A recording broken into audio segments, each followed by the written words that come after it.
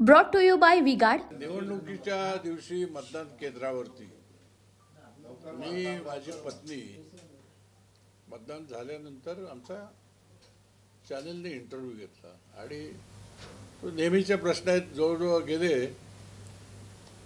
20 दिवस निवडणूक ह्या प्रचार कार्याच्या दरम्यान मला तोच प्रश्न सगळीकडे की तुमचं कोणाला पाठिंबा. कारण अमोल लढत होता, माझ्या पक्षाचे रवींद्र वायकर लढत होते.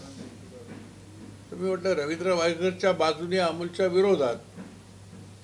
तर रवींद्र वायकरच्या निवडणुकीच्या पूर्वतयारीसाठी जेवढ्या सभा झाल्या, कार्यालयाचं उद्घाटन झालं, नॉमिनेशन फाईल झालं, सर्व पक्षीय 3,500-4 हजार लोकांचा मेळावा झाला, समन्वय समितीची मुख्यमंत्र्यांच्या उपस्थितीत फार मोठी सभा झाली, सगळ्याला मी उपस्थित होतो. आता हे सगळं झाल्यानंतर मला कोल्हापूर,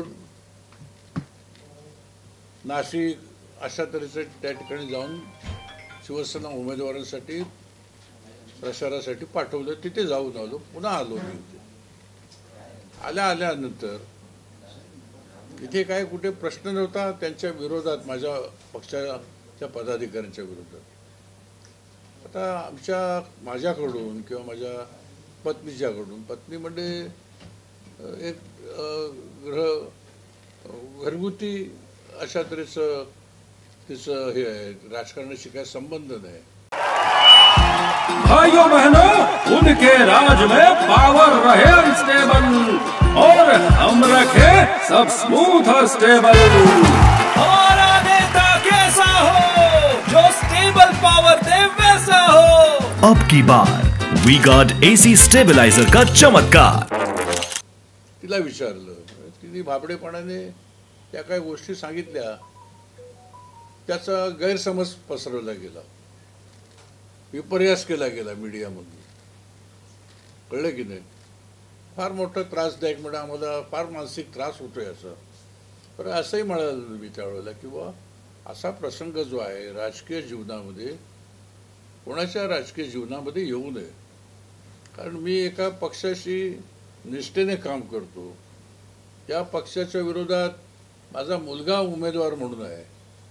कळलं की नाही? तर माझ्यावरती हा जो प्रसंग आलेला आहे आणि पुन्हा कुटुंबाचा विषय जो काय पत्नीने सांगितला की बा खरी गोष्ट आहे की ज्यावेळेला मी प्रवेश घेतला 1.5 वर्षापूर्वी, तेव्हा अमोलपासून सर्वजण सांगत होते की तुम्ही पक्ष सोडू नका, इथेच राहा. आणि त्यांचं मत मांडलं, मी काय ऐकलं नाही आणि मी गेलो. आता मी गेलो त्याची कारणच देखील मी अनेक वेळेला सांगितली. का ईडीचं कारण नाही, का खोक्याचं कारण नाही. मला ज्या पद्धतीने एकनाथ शिंदेनी उठाव केला, संपूर्ण जीव धोक्यात घातला, 40 आमदारांना एकत्र आणलं, शिवसेनेचा विचार जो आहे हाच घेऊन आम्ही पुढे जात आहोत. हिंदुत्व, राष्ट्रीयत्व, आक्रमकता, गोरगरीब पददलितांना बळ देऊन त्यांना मदत करणं.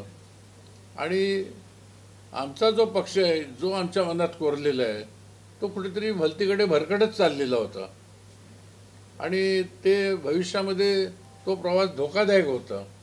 ह्या उद्देशाने मी एकनाथ शिंदेंकडे गेलो आणि मला खात्री आहे किंवा ज्या पद्धतीने ते सरकार चालवत आहेत, ज्या पद्धतीने जनतेशी संवाद साधत आहेत, त्यामुळे त्यांच्या मागे बळ शिवसेनेचं उभं राहील अशा तऱ्हेची परिस्थिती येणाऱ्या काळामध्ये बघायला मिळेल. पण ह्याचा अर्थ असा नाही की त्या पक्षद्रोह केला आहे, पक्षाला बदनाम केलेलं आहे. पण आता शिशिर शिंदेंनी पत्र दिलं व ह्यांना हकालपट्टी करा. शिशिर शिंदेंचं आणि माझं सुद्धा आता याच्यावरती चॅनलवरती चर्चा झाली. त्या चर्चेमध्ये आम्ही बोललो एकमेकांशी, जनतेने ऐकलं असेल. त्यांनी त्याची भावना, तो एक जुना सहकारी माझा, एक ध्येयवादी असा शिवसैनिक, कळलं की नाही, कुठलाही छुपा अजेंडा घेऊन तो इथे आलेला नाही. जो विचार घेऊन मी आलो त्याच पद्धतीने विचार करून तोही आलेला आहे. कळलं की नाही? आणि तो तसा सेन्सिटिव्ह आहे. त्यांनी त्याचा अर्थ असा लावला, माझ्या वक्तव्यामुळे किंवा पत्नीच्या वक्तव्यामुळे पक्ष बदनाम होईल आणि अशा व्यक्तीला तुम्ही पक्षातून काढून टाका. त्यांनी सरळ मागणी केली. त्यांनी काय असं छुपं कुठे जाऊन कळ लावतात तसं काही केलेलं नाही त्यांनी. तो माझा स्पर्धक पण नाही. आम्ही एकमेकांना पुष्कळ मानतो आम्ही, कळलं की नाही. तो हा सगळा विपर्यास झालेला आहे आणि त्यामुळे फार मोठा या निवडणुकीमध्ये मला मानसिक त्रास झाला आणि जे काय पक्षाच्या साठी करायला पाहिजे होतं ते मी प्रामाणिकपणे आमच्या उमेदवारासाठी केलं आणि एवढं सगळं करून झाल्यानंतर आज तुमच्या माध्यमातून पुन्हा मी महाराष्ट्राच्या जनतेला सांगू इच्छितो की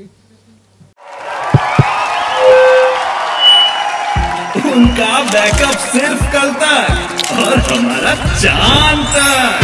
हमारा नेता कैसा हो जो नॉन स्टॉप बैकअप दे वैसा हो। अब की बार वी गॉट इन्वर्टर बैटरी का चमत्कार। ज्या पद्धतीने एकनाथ शिंदे यांनी जी शिवसेना उभी केलेली आहे त्या शिवसेनेत मी स्वतःच्या मर्जीने एक ठराविक उद्दिष्ट घेऊन मी आलेलो आहे आणि ही शिवसेना आणखीन बळकट कशी होईल, संघटनात्मक ताकदवान कशी होईल याच्यावरती मी त्यांना माझं उर्वरित आयुष्य जे आहे तोपर्यंत मी साथ देणार आहे.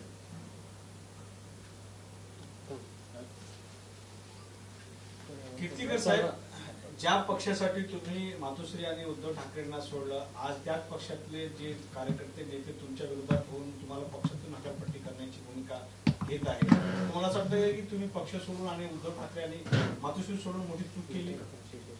नाही, मी चूक नाही केलेली. मातोश्री जी सोडली ती विचारपूर्वक सोडली. मी विचार कुठला तो सांगितला मी मगाशी. मला काय मातोश्रीकडून काय मिळवायचं आहे आयुष्यात आणि एकनाथ शिंदेकडून काय मिळवायचं असं काही नाही राहिलेलं, पण विचारपूर्वक सोडलेली आहे मी. आणि हकालपट्टी करा म्हणून मागणी केलेली आहे, पत्र दिलेलं आहे. हा पक्षांतर्गत विषय आहे, हा चव्हाट्यावरती मांडायचा नसतो. तो चॅनेलवाल्यांनी मांडला, तो चुकीचं आहे खरं म्हणजे. पक्षामध्ये काय नियम आहेत, परत प्रक्रिया आहे त्याला. समजा त्यांनी मागणी केली शिशिर शिंदेला, मला, उमेदवार रवींद्र वायकरला मुख्य नेते म्हणून एकनाथ शिंदे बोलवतील, चर्चा करतील, ते निर्णय घेतील, स्पष्टीकरण मागतील की आता मी तुमच्याकडे देतोय तसं. काय चूक झालेली नाही. मी आयुष्यभर ज्या कारणासाठी एकनाथ शिंदेच्या नेतृत्वाखाली या शिवसेनेत आलोय तिथे कायमस्वरूपी या संघटनेला बळकटी, संघटना निवडणुकीला सक्षम होईल अशा पद्धतीचं काम येणाऱ्या काळात मी करून त्यांना पूर्णपणे भक्कमपणे साथ देणार आहे. ज्यावेळेस तुम्ही पक्ष प्रवेश केला त्यावेळेस मुख्यमंत्री एकनाथ शिंदे आणि अनेक पदाधिकारी होते आणि जोराने तुमचा पक्ष प्रवेश केला, मोठ्याने पक्ष प्रवेश तुमचा झाला सभागृहामध्ये. पण एक गोष्ट या ठिकाणी पाहायला मिळत आहे की आता पदाधिकारी तुमच्या विरोधात व्हायला लागले. म्हणजे ज्यावेळेस तुम्ही पक्ष प्रवेश केला तेव्हा ताकद कमी होती, परंतु अमोल तुमच्या विरोधात गेला असल्यामुळे तुमची ताकद कमी या ठिकाणी पाहायला मिळते. ताकद उद्धव ठाकरेच्या शिवसेनेची, एकनाथ शिंदेची शिवसेनेची ताकद ही अधोरेखित झालेली आहे. कमी जास्त वगैरे काय नाही. कमी जास्त कधी ठरेल या निवडणुकीच्या निकालानंतर. मॅन्डेट ज्याला म्हणतात, महाराष्ट्रामध्ये पहिल्या प्रथम अशी इलेक्शन आहे लोकसभेची. या लोकसभेतून खासदार निवडून जाईल ह्या पक्षाचा की त्या पक्षाचा हे ठरेल. पण या दोन पक्ष ते स्प्लिट झालेले आहेत, राष्ट्रवादी, शिवसेना. निवडणूक आयोगाने चिन्ह त्यांना दिलं, पक्षाचं नाव दिलं. हे शेवटी जनतेने किती रुसलं, जनता कोणाच्या बाजूने आहे हे येणाऱ्या काळामध्ये निवडणुकीच्या निकालातून कळेल. सर, शिशिर शिंदे असं देखील म्हणाले तुम्ही जो वर्षभर निधी वापरत होता तो अमोल कीर्तिकर यांच्या सल्ल्याने वापरतो असं त्यांनी पत्रात म्हटलेलं. मी हे बघा, माझं एवढं संपूर्ण आम्ही जे काम करतो ना, आमच्याकडे डिव्हिजन केले कामाचं.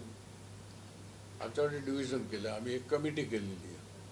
कळलं की नाही, कोणाला कुठलं काम पाहिजे, NOC मिळाली की नाही, कुठलं मंडळ आहे, गरज त्यांना किती आहे, ह्यांना किती, हे सगळं काय मला बघायला वेळ मिळत नव्हता. ते सगळं अमोल, संदेश सावंत, आणखीन एक 2-3 आमचे पदाधिकारी संबंधित त्या भागातले शाखा प्रमुख हे जवळजवळ 9 वर्ष तर तोच बघत होता ना. आता शेवटी 1 वर्षापूर्वी मी गेलो, 1 वर्षापूर्वी निधी जो आला, मला 9 वर्ष निधी नव्हता मिळत. 9 वर्ष मी खासदार होतो, निधी मिळत होता, त्या निधीतून मी डेव्हलपमेंटचे काम करत होतो. ते काम करायला मला हेल्पिंग हँड लागत होतं.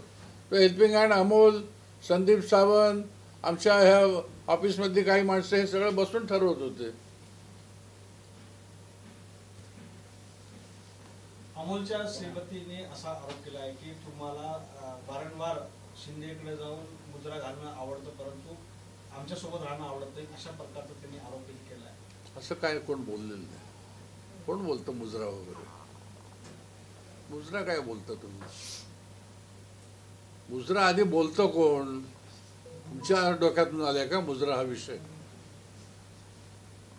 एकंदरीत कुटुंबाला सोबत घेण्याची भूमिका तुमची दिसली नाही म्हणून तुम्ही विरोध झाला, असंही चर्चा हो. तसं नाही हो.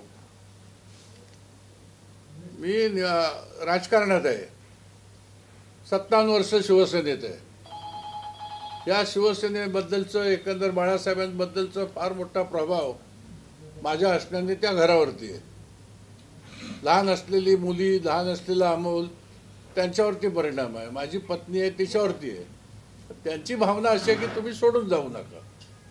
आणि माझं गरज अशी आहे राजकीय, जे मला दिसत होतं की मला एकनाथ शिंदेकडे, या शिवसेनेला भवितव्य तो घडवणारा माणूस आहे, म्हणून त्याच्याकडे जायचं होतं. मग त्यांचं मी म्हणणं ऐकलं नाही, मी गेलो. सर, याविषयी तुमचा मुख्यमंत्री किंवा अन्य नेत्यांशी काही बोलणं झालंय का? कधी? याविषयी ना आता होईल ना आमचं. आता हे प्रेसमधून सगळं चाललेलं आहे. शिशिर शिंदेने पत्र दिलंय, हकालपट्टीची मागणी केलेली आहे, तर मीच जाऊन भेटणार आहे. कीर्तिकरजी, आता खरी तुमची कसोटी आहे की वायकरांचा जर पराभव झाला, ज्याप्रमाणे शिशिर शिंदे म्हणतात की तुम्हाला हकालपट्टी करा, त्यांचं ज्याप्रमाणे म्हणतात की शिशिर शिंदे म्हणतात तुमचं हकालपट्टी करा, असं त्यांनी पत्र दिलं आहे. कोणी असं नाही म्हटलं. आता पराभव झाला तर हकालपट्टी करा असं म्हटलं. पराभव नाही, आता जे हकालपट्टीसाठी त्यांनी पत्र दिलं आहे, पराभव झाला तर ही मोठी कसोटी तुमची आहे, कारण वायकरला जिंकणं तुमच्यासाठी महत्वाचं आहे असं वाटतं. वायकर समजा जिंकला काय, हरला काय, त्याच्यात माझा काय दोष? काय दोष आहे? असं अनेक ठिकाणी कोण शिवसेनेचे निवडून येतील, कोण पडतील, असा दोष देतात नाही कोणाला. राजकीय परिस्थितीनुसार निर्णय होतात. शेवटी मतदार जो ठरवतो ते नक्की असतं. ते हार आणि जीतचा प्रश्न कुठे असतो? प्रेस्टिजचा प्रश्न कुठे असतो? सर, 4 जूनला अमोल कीर्तिकर जिंकले तर तुम्हाला एक पिता म्हणून आवडेल का? नक्कीच आवडेल. विरोधक म्हणून? हा, विरोधक म्हणून काय? तुम्ही तर त्यांच्या विरोधात आहेत ना सध्या विरोधात आहे ना कोण? अमोल कीर्तिकरांच्या. काय कळलं नाही. नाही, विरोधक म्हणून तुम्ही आता अमोल कीर्तिकर हे उद्धव बाळासाहेब ठाकरे गटात आहेत, तुम्ही शिवसेनेत आहात. जर अमोल कीर्तिकर जिंकले तर शिवसेनेचे नेते म्हणून तुमची काय भूमिका असणार? वडील म्हणून आम्हाला समजलं आवडेल. वडील म्हणूनच मी सांगतोय. हे बघा, आता अमोलचं जाऊन द्या. 48 ठिकाणी कोण हरणार आणि कोण जिंकणार, त्याच्यामुळे कोणाला तरी आनंद होणार, कोणाला तरी वाईट वाटणार. त्याच्या पलीकडे काय होणार? तुम्ही महाराष्ट्रात प्रचार केला. काल श्रीरंग बारणेंनी आरोप केला अजित पवार गटाकडून त्यांच्यासाठी काम केलं नाही, असाही त्यांचा आरोप आहे. या आरोपाला कसं बघतात तुम्ही? कारण अजित पवार गटाने खरंच काम नाही केलं असं वाटतं तुम्हाला? मी मावळला होतो. मावळला मी 4-5 दिवस होतो. मावळला अजित पवारचे कार्यकर्ते, पार्थ ज्यावेळेला निवडणूक लढत होता 2019ला, त्यावेळेला जेवढ्या अहमहमकीने लढत होते तेवढ्या जोशपूर्ण ते लढत नव्हते असं त्यांचं म्हणणं आहे. काम केलं नाही असं डायरेक्ट ते म्हणतायत.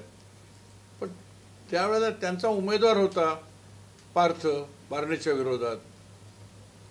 आता साहजिक आहे ना, त्यांचा उमेदवार जोरात त्या ठिकाणी रन करण्यासाठी त्या पक्षाचे कार्यकर्ते, नातेवाईक, मित्रमंडळी सगळे जोरात कामाला होते. तेवढे कदाचित नसतील यावेळेला. Brought to you by V-Guard.